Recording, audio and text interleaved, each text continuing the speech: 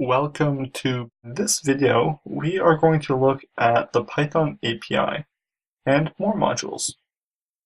So this means we are going to go on Python standard library and look at the documentation, learn how to read the documentation and apply it. And we're going to look at many examples. Here I am on the python.org website, and we are going to have a look at the modules provided by Python. So let's go in the documentation section under Python 3.x docs. And here you will find a library reference. In the library reference, we have a list of all the Python modules. So everything in the Python standard library is here. For instance, we can find the math module, which is right here. And if we go inside it, we have all the functions and constants defined in the math module. For instance, here we have the factorial function, which we saw in the last video. And we can see that it has one parameter called x, and it says returns x factorial, and it also tells us which error it raises, if x is not an integer or it is negative. If we scroll down, we can see that the trigonometric functions are here. So the sine and the cosine are here. We scroll down even further, we have the mathematical constant pi, and so on.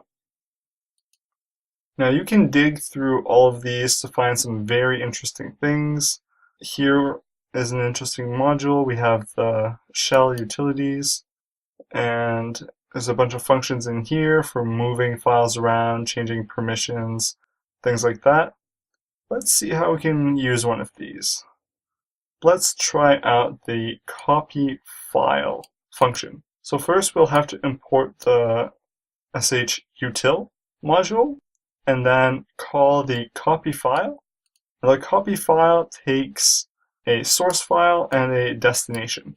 So if we go to our terminal and we see that we want to have a file to copy, so I'm just going to say echo hello world, and I'm going to dump that in the file called hello. And if I print the file hello to the screen, you can see that it contains hello. So let's just open that in Atom. You can see that this file just contains hello world, and it's called hello. Now if we go to our script and we import shutil, then in the shutil module, we should have a copy file function. Let's copy our file called hello, and let's copy it into a file called test. And let's run this, and it said that it ran. So now let's go back and print everything out. You can see that now we have a new file called test. And let's open it up in Atom to see what's in there, and it contains hello world, as we expect. Perfect. Now let's go back and have a look at some other interesting modules. So one particular module that's quite interesting is the HTTP module, which is very large, and as you can see, contains sub-modules. So we have http.server, http.client, .cookies, cookie jar. Let's click on the server, for instance. And here are a bunch of functions which allow you to host a server. And if we scroll all the way down, sometimes you'll see that Python even gives you code snippets or code examples on how to use some of their functions. So here you can see that this is a very simple server startup.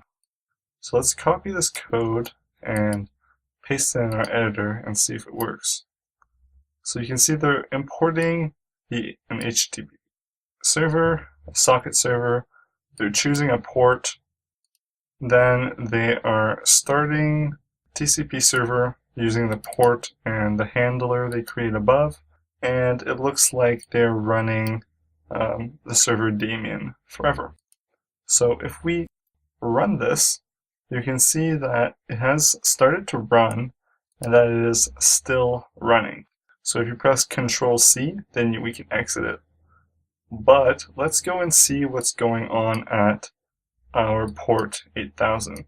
So if we go back to our browser, open a new tab and say localhost at 8000, we can see that the default mode is just displaying what's going on in our directory. So here is the script we are writing. Here's the file we created, the test file. The default is to download them. But this just gives you an idea of the different kinds of things you can find and use in the Python API. There are a whole whack of things, from sending emails to opening files to doing just about whatever you can imagine. So play around and have some fun digging through the Python documentation. There is always something new to be found. In this video, we explored the Python API. In the next video, we are going to learn how to create our own modules. See you then.